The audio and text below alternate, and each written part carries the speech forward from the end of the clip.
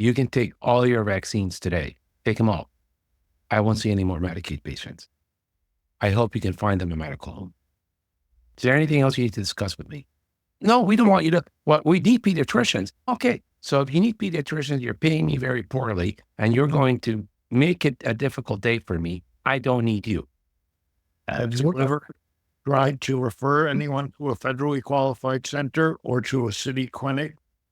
They are so backlogged as well because of the same regulations that they deal with. And then they don't even accept certain types of vaccines. It's ludicrous. I worked for both at one time, and a long time ago, I worked for a city clinic health department giving vaccines. And when the meningococcal vaccine first came out, they would not stock it because it was just too much of an expenditure and risk involved. The same thing has happened with the HPV vaccine.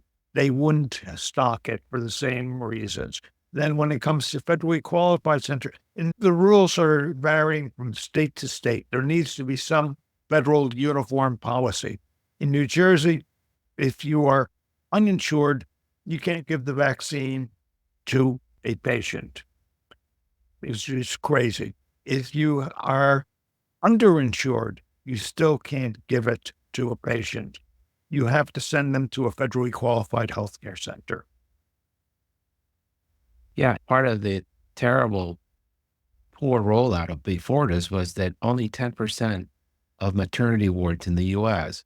participate with BFC because the hepatitis B vaccine costs like $15 a shot. And they're like, there's no way we're going to fill out all that paperwork, even 50% of our delivers are Medicaid, to get a $15 freebie. Forget it. We'll lose the $15. It'll be so much easier. So none of the hospitals, 90% of the hospitals will not get Beyfortus in the nursery simply because they don't want to deal with the bureaucracy. Okay. Beyfortus, not $15, Herb. No, but I'm telling you, the hepatitis B is cheap, so they lose that $15. Yeah. Just they can't that. But even regardless of that, the other issue is most of the hospitals that even do give the vaccines are not reporting it to any registry. Yes, they're not. Whereas if I were not to report something to the registry, I would lose access to the FC.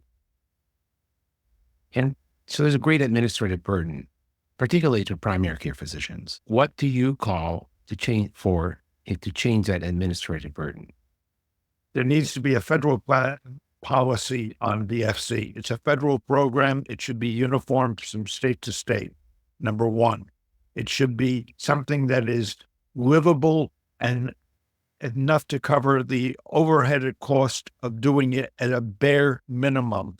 When it is being that it's being used for patients that are of questionable income or marginal incomes, it's not a matter of making money off of the government or off of the patients. It's a matter of at least covering your expense and overhead.